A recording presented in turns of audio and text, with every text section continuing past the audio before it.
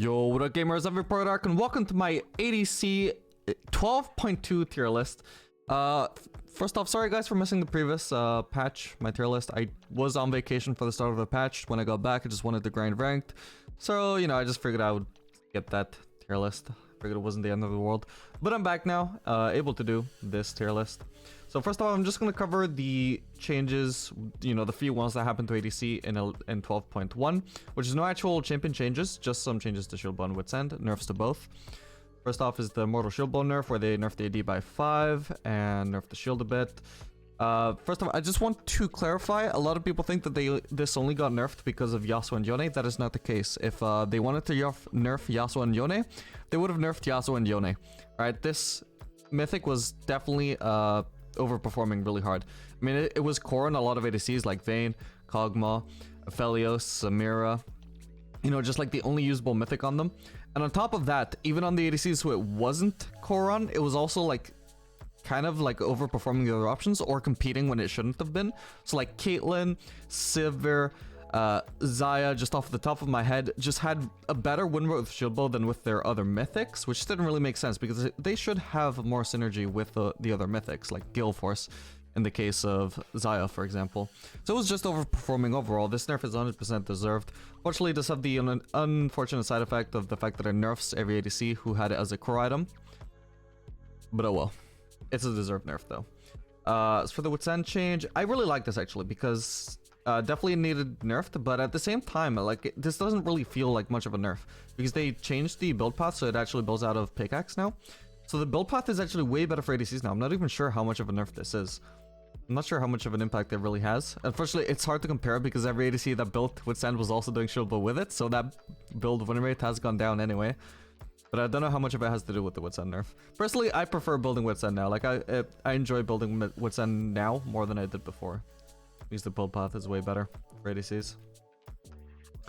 But yeah, that has obviously affected the ADCs who built Shield Bow, especially like with Wits End. So that's Ashe off the top of my head, Vayne situationally. I really think. Oh, Kog'Maw. Anybody else who was using that build should have a weaker win right now and be lower in the tier list. That's all for the 12.1 changes. So for 12.2, the actual patch we are on, we got some buffs. I think only buffs to ADCs. Yeah. So buffs to Senna, Samira, and Tristana. So we'll start with Senna. So Q now slows enemies. That's pretty big, right?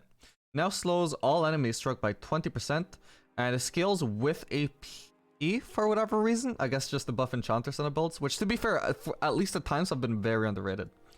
And also buffing obviously AD Senna builds. So per 100 bonus AD you get plus 10% extra slow, which is pretty good. And means that it'll probably like work really well with lethality builds. And the slow is for 2 seconds. I can't believe it doesn't even decay. Like that is a huge ass slow. So this is very bold, but I've just gone ahead and put her in my S tier. Because so far the early data is just suggesting that this is a massive buff. Not just for ADC, but for support. I think she's going to be S tier in both roles right now. I mean, as you can see here. So starting with support, went up from 47% win rate all the way up to almost 51% so far. The numbers might change, the exact numbers, but it's looking very promising. That went up by almost 4%. And as you can see here, like people are still building Kraken Slayer Senna, which has been trashed for so long and on support. Terrible. With Divine Sunbreak only has almost a 55% win rate. Again, these numbers might change, but it's gonna be absurdly high no matter what. Absolutely gonna be fucking disgusting on support this patch. As for ADC, probably not gonna be so disgusting, but it might like bring back Fasting Senna. She's gonna be like probably good no matter what, I would say. Maybe not like absolutely broken, but I think she is definitely gonna be back in the meta right now. She might also be better with lethality builds than with crit builds, because at least in previous patches we did have a higher win rate with Eclipse than with Kraken Slayer. I'm guessing that this buff won't really change that. Lethality should still probably be better, especially because, you know, the slow will scale with AD, so the slow will be stronger when you're using lethality builds. That being said, the slow, like the effectiveness of the slow for yourself is going to be better if you're using a DPS build than with a like burstier build, because obviously the more DPS you're doing, the more you will benefit from that slow. So I mean, who knows? Either way, both of these builds should probably be really viable this patch, whether you want to go Kraken Slayer or you want to go Lethality. Maybe it just depends how tanky the enemy comp you're facing is. But yeah, that's my prediction. It's based off of super early data. This is, you know, subject to change. The ADC data, for example, is only out of 2,000 games so far. But I'm expecting this number to be pretty fucking high this patch, because both roles have seen a massive increase, and I don't think that's a coincidence. Aside from Senna, let's see what else we got. We got Samira, right? Yeah, Samira's next. Wait, what? Okay, here we go. Okay, so our base damage increased. So physical damage per shot up from 0 at rank 1 up to 5. So before at rank 1, the only damage it did was from your not your bonus AD ratio, but like all AD that you had. So that includes your base AD, as well as the AD that you built from items.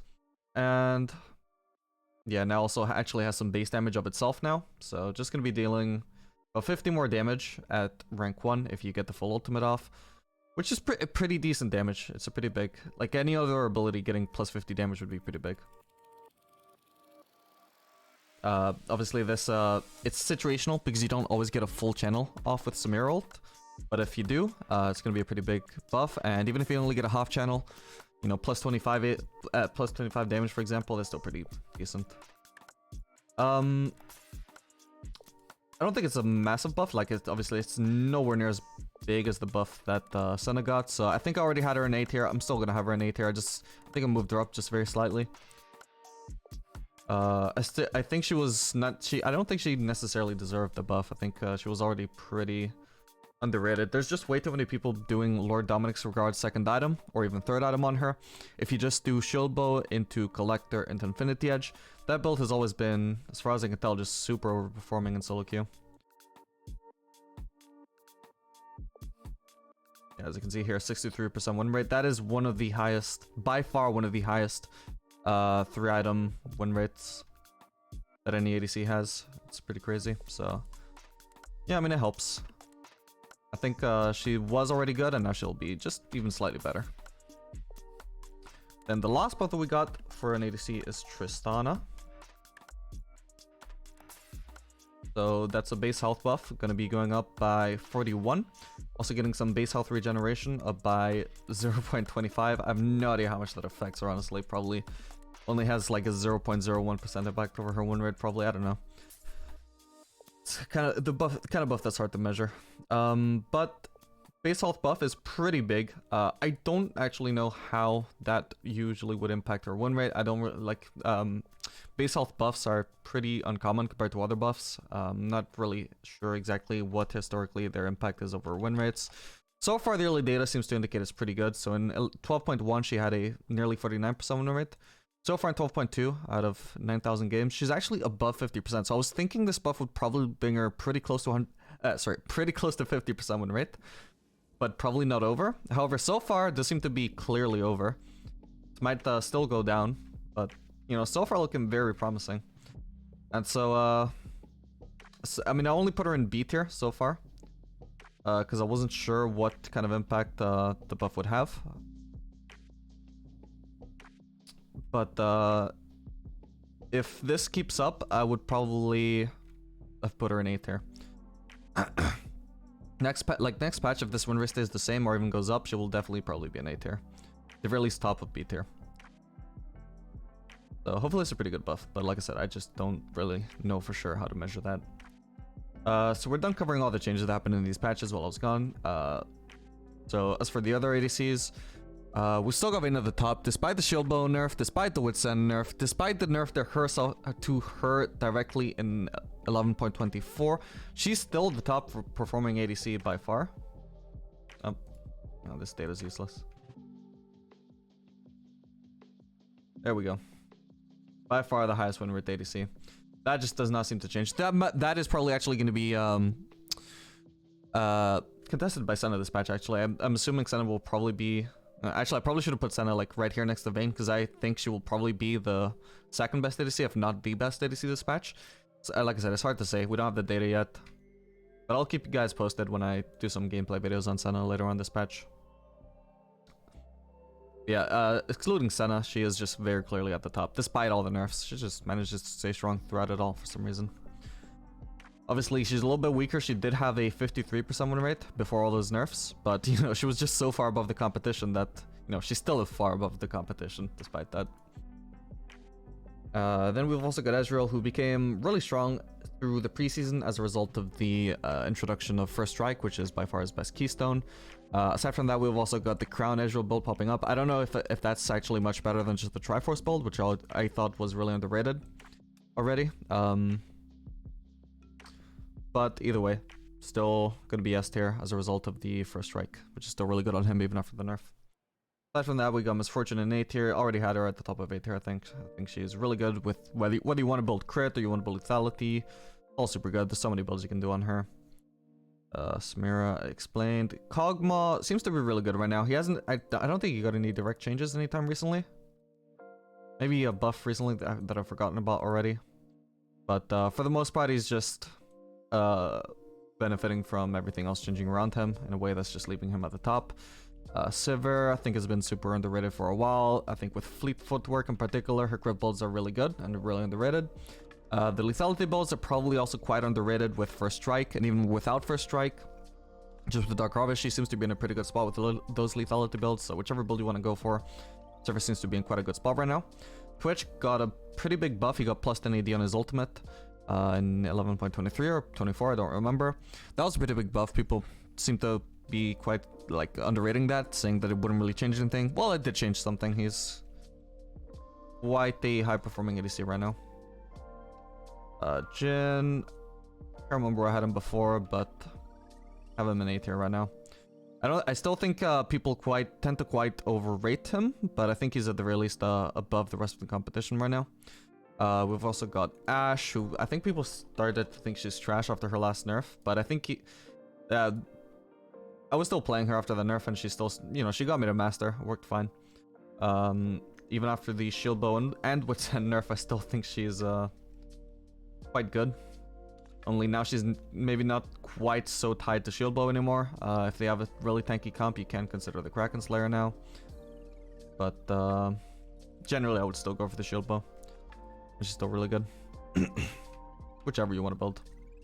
We've also got Kaiser, who is now in A tier. I actually don't know how much that is influenced by her AP build. I pretty much only played the AP build since the changes, honestly, because the AP build is really fun to play. But she also has a really good win rate with the crit builds, which also, you know, saw an equally good buff when you received those changes. So just on the surface, you can see that the AP build does have a higher win rate, but one thing you've got to account for is that you have to include a shredded Dirk in this build, which means this build is like 1,100 gold higher in cost than what it looks like. And the higher the cost, the higher the win rate you're going to have, because, you know, the more items you've completed, the more likely you are to be fed to have the gold to complete those items, which causes a little bit of win rate inflation. That's why all of these builds have like a 58% win rate instead of like 50%, which is what she actually has. You know, it's not because these builds are like super crazy, it's just how win rates work. So when you account for that serrated Dirk that's kind of invisible in this data, these builds are pretty close together. So like I said, I don't know if crit is quite as good as AP, but just off of this data, I would say probably, yeah, it should be quite close actually. But like I said, I haven't played it. Mostly I've just been playing AP. Everybody plays AP, but probably crit Kaiser is pretty good as well. Then we got B tier. I've moved Draven down to B tier just because I've moved so much stuff up to A tier. Somebody had to go down. I just had way too much stuff in A tier. Unfortunately, Draven is the kind of ADC that has been, well, he got impacted by the shield bow nerf. And he also got impacted by the Eclipse nerfs. I think Eclipse Draven, or, well, Lethality Draven in general, is still by far the best way to play him. But most people are building shield bow, and that factors into my decision to move him down to B tier. Then, like I said, we got Tristana here. She might actually move up to A tier. Thing is, the ADC, like, I think ADC in Solokia right now is, like, very, very top heavy. Like, all of these ADCs are just, like, so close together in win rate. Like, for example, Vayne is the top highest win rate ADC. Phyllis is the bottom win rate ADC. So they're separated by like a 6% win rate difference, right? So like the halfway point would be 49% win rate, right? Look at this. Look at where the 49% win rate ADC is, or about here, you know? Look how few ADCs there are below that and how many there are above that. You know, that's why my ADC tier list looks so weird with almost everything being at the top and then very few stuff being at the bottom. It's because all the top ADCs, or not the top ADCs, but like, the, you know, the top half of ADCs are just so close together. You know, there's very few stuff that are significantly below 50% win rate. Yeah. Also moved the fellas down to B tier. Another suffer from the fact that so many stuff moved up this patch. Also, people are still building him very, very wrong. I just want to say. So if you're an Aphelios fan, stop maxing Q second. Look at this win rate difference, man. It's nearly 2%. Well, it's over 2% higher when you max E second compared to when you max Q second. All right, it's a massive win rate difference. And aside from that, also think people are really sleeping on PTA. I mean, mainly for the lethality max build. If you want to max W second, I don't know exactly what's better, but at least for this playstyle, PTA I think is by far the best. You can see when we sorted just by PTA and by using Emax second, suddenly his win rate doesn't seem so bad, huh? But almost nobody plays this, so I don't want to like put his placement on my tier list just sorted by like based on PTA, which is what I think is best, and the Emax, which is what I think is best. But I am pretty sure at the very least it is guaranteed the maxing E second is way better, and probably using PTA with that style of build is better as well. So the faster people wake up to that, the sooner his win rate will go up.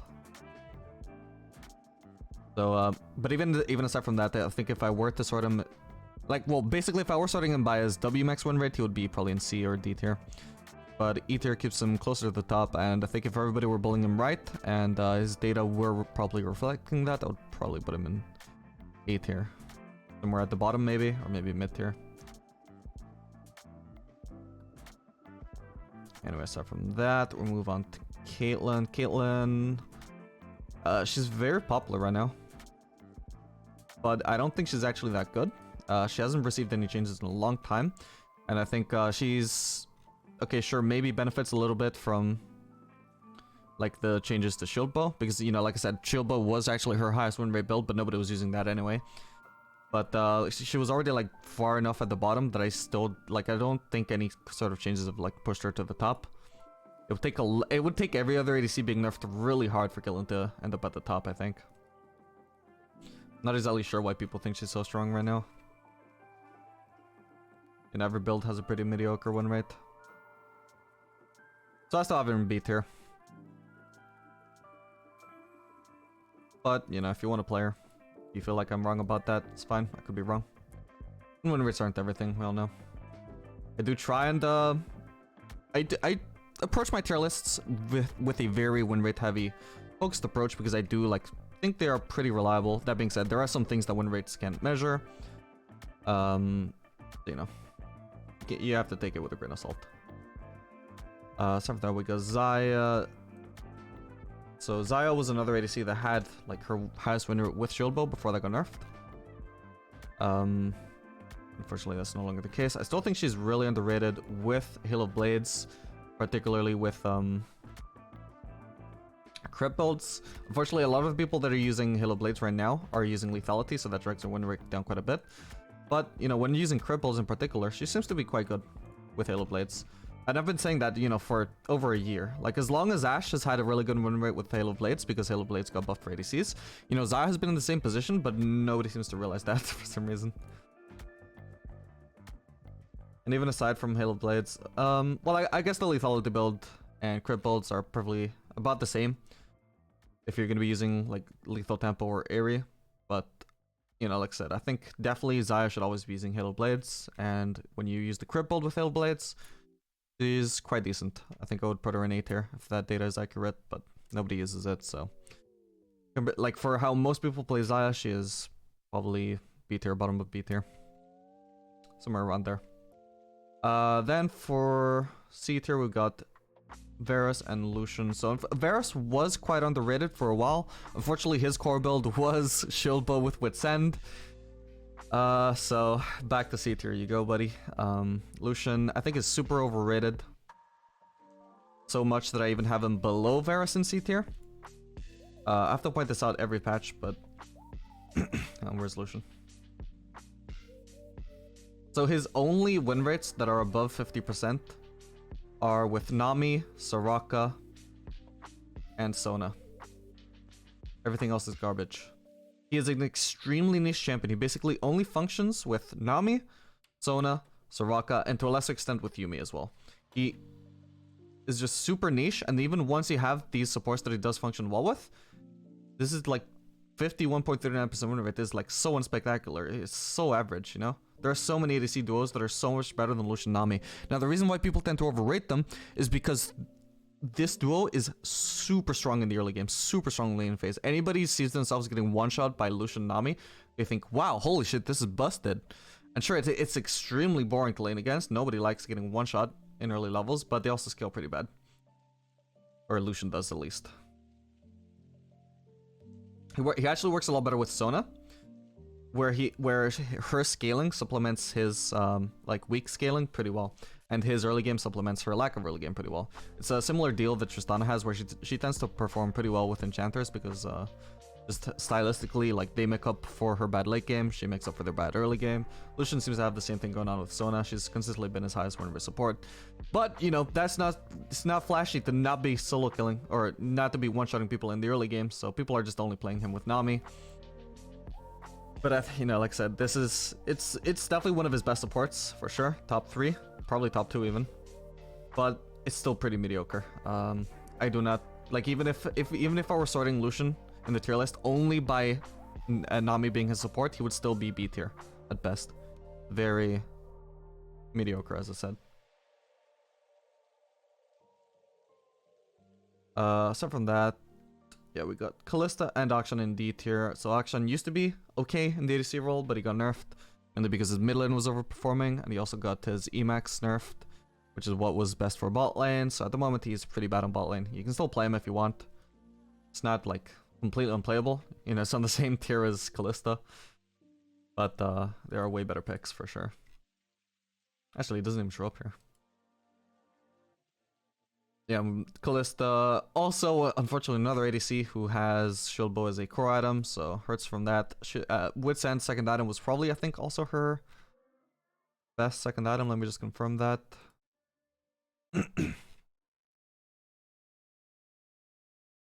Oh no, okay, so it was an option for sure if you needed some MR.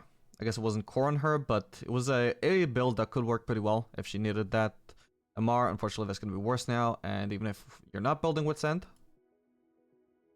still already indirectly nerfed by the shield ball nerf, unfortunately, so already wasn't great, but now is going to be even worse. As for runes, if you want to play her, Lethal Tempo and Halo Blades are about the same.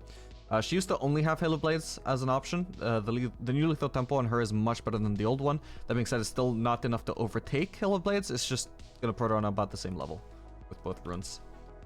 Now she just has more options as well.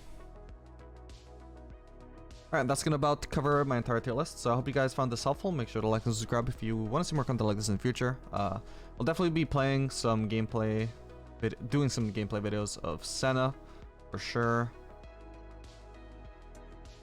Maybe some Sivir, you know, just all the usual regular stuff. The one I'm most excited to try out is Senna after that last buff. Oh, definitely some Tristana as well. If she turns out to be actually quite good in solo queue, I'm definitely gonna be hitting Master soon. That's gonna be sick. But aside from that, just yeah, I'm really excited for the Senna change. She's probably, if I'm right about how strong this makes her, she will probably be nerfed, even if it's only because of the support role. It will be nerfed in, you know, 1 or 2 patches. I would say probably it's looking like she deserves a really fast nerf, but sometimes I can be slow about this. It really depends also on how fast the player base is to pick her up. But I think definitely by 2 patches she'll be nerfed. So, you know, if you trust me, if you think that I'm right about Senna being super fucking broken, make sure to spam her as much as you can right now. Especially if you're a support player, because I think she's going to be stronger in support with the Divine Sunderer build. I don't think the Divine Thunder build is quite as good on ADC right now. Yeah, I guess I'll see you guys in the next video. Later, gamers.